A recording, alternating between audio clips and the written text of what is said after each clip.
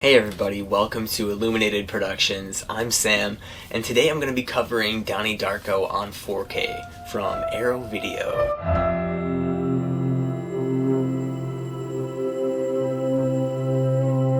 I'm going to be talking about how they made this movie, a little bit about it, my thoughts on the theatrical cut versus the director's cut, both included on this release. I'm going to be talking about video quality, sound quality, extras, packaging, my overall recommendation. Before I get started, please take a quick second to subscribe. Hit that bell notification to stay up to date on all the new content I'm coming out with, including Blu-rays, 4Ks, HD stream reviews, all covering movies that aren't getting a ton of attention right now. Richard Kelly wrote this after graduating USC around '98 and is his debut feature film. At that time, he had one of the hottest scripts in Hollywood, which was deemed unfilmable because of its complexities.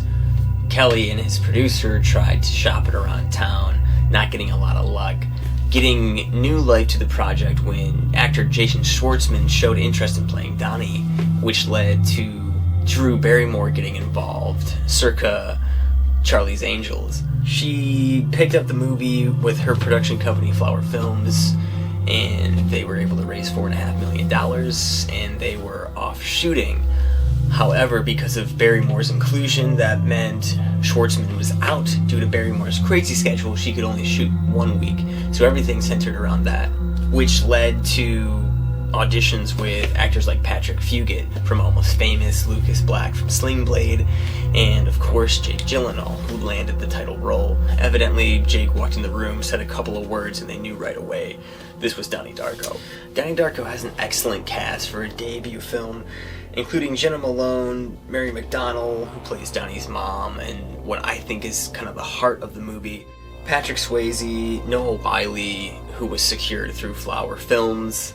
A great director of photography includes Stephen Poster, who now teaches at the school I graduated at. He was coming off of second unit shooting from movies like Blade Runner. Kelly wanted to do this in anamorphic widescreen, which evidently you need a lot more light to pull that off. And studios didn't want to give Kelly that much freedom since it was just his debut, but Stephen Poster stepped in and said, I can use this certain kind of film stock to help compensate the low light, and I can hang the ceiling lights low. They said, okay, let's do it. Lights were hung low in dining scenes, in the school hallway scene, that one seeming long shot composed of about 5 shots. And in fact, they shot this movie within 28 days, the time that Frank gives Donnie in the beginning of the movie.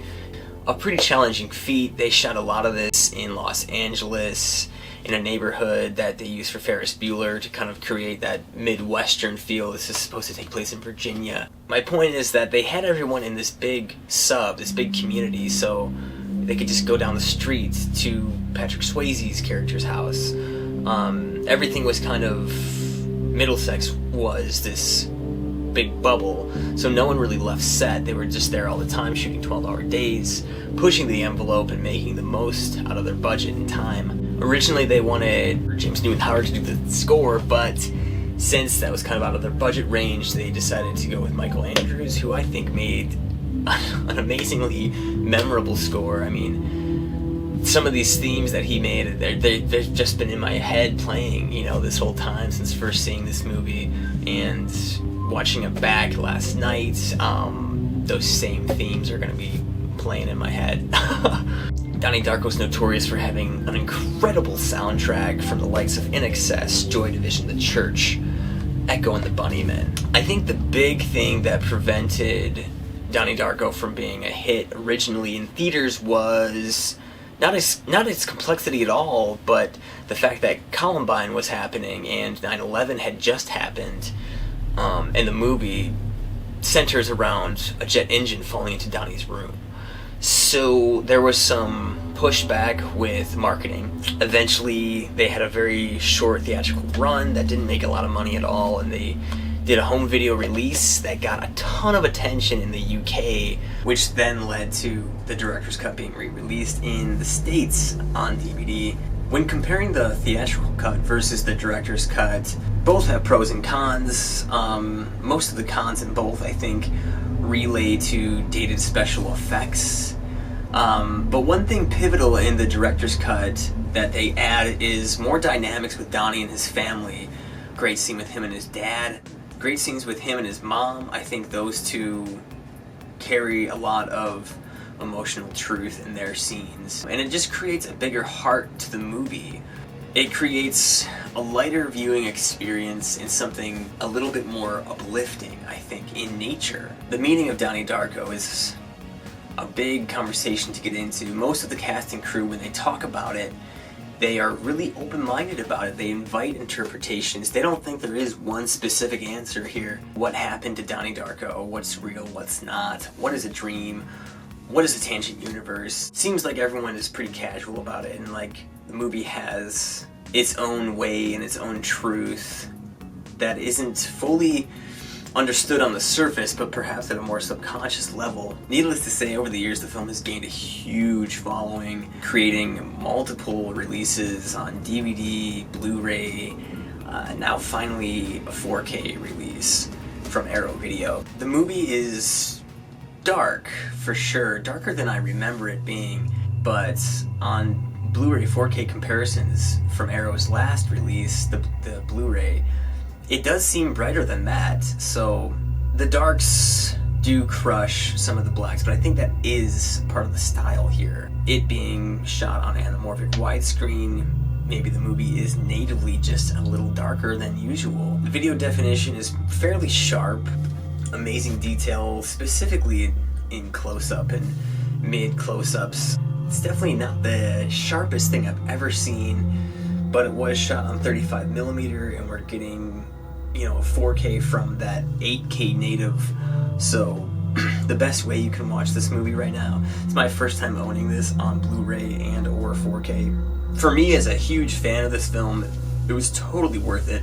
I am hearing things about issues with the video. This has happened with Arrow before, with movies like Demons, I believe. So we may be getting a new disc in the mail. There is one part that has terrible motion lag in both the theatrical and the director's cut. It's like, how is this happening on both separate discs? It only happened once, a couple of seconds, and everything else, especially on the director's cut, was extremely smooth. So not the best looking 4K I've ever seen, nowhere near the worst either. Of course, the soundtrack is loaded with memorable songs.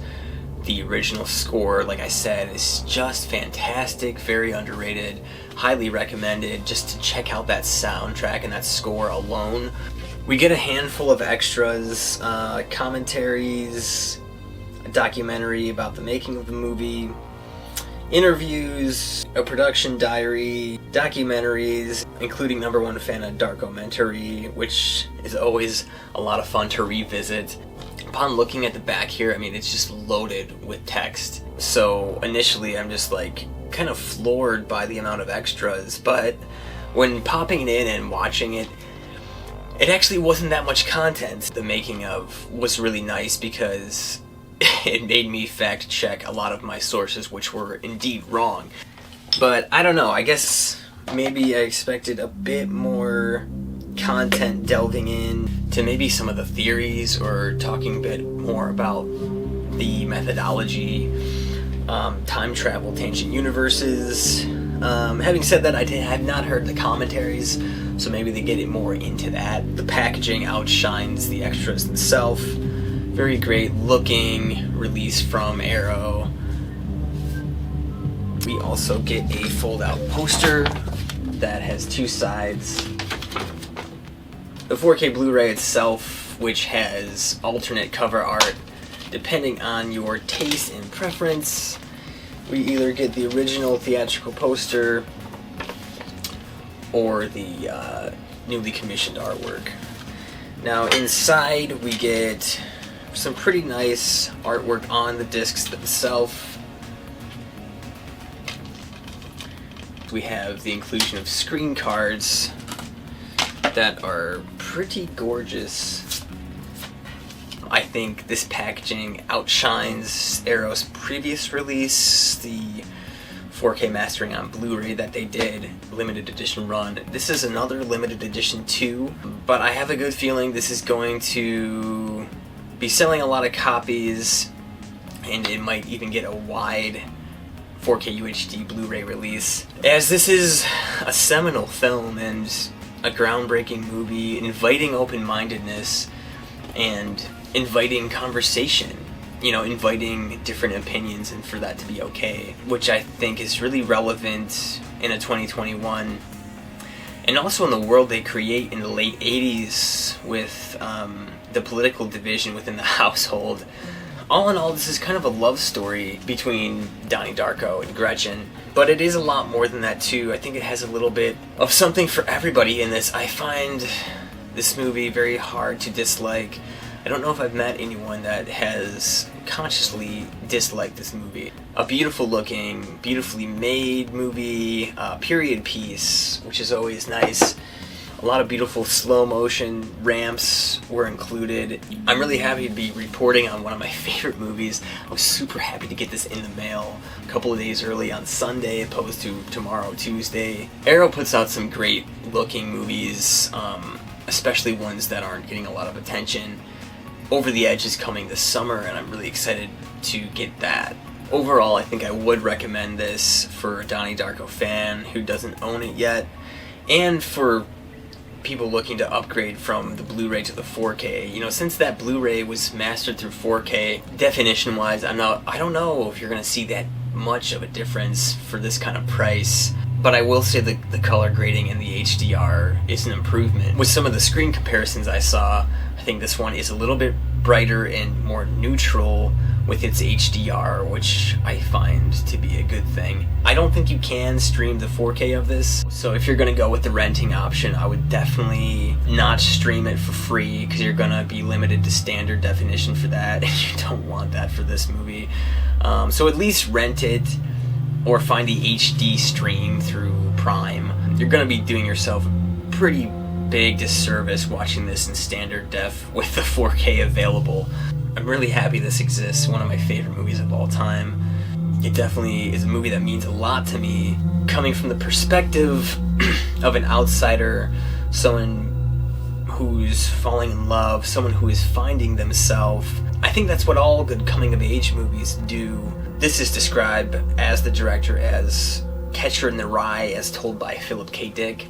I think that's a great way to summarize this movie without getting too into it.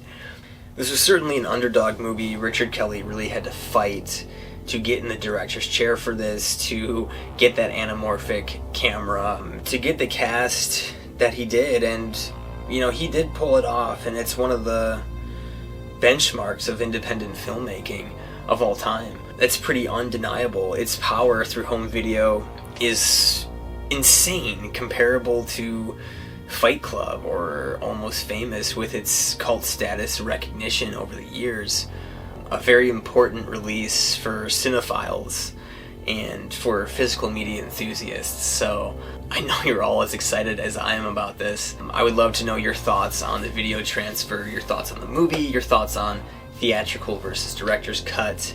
Thank you so much, everyone, for watching this far. I really appreciate it. I'm just kind of getting into this physical media realm again after a few years of being absent in it, jumping from DVD straight to 4K, and now finding all of these Blu-ray gems that aren't getting talked about. So I'm kind of filling in the gaps here. If you enjoy this kind of content, please subscribe, comment, like, hit that bell notification. Support any way you can. I really do appreciate it. Alright everyone, thank you so much for watching. Have a beautiful week out there. Stay safe, stay healthy, and be kind to yourself, be good to yourself. You deserve it. I'm Sam, and I will talk to you soon.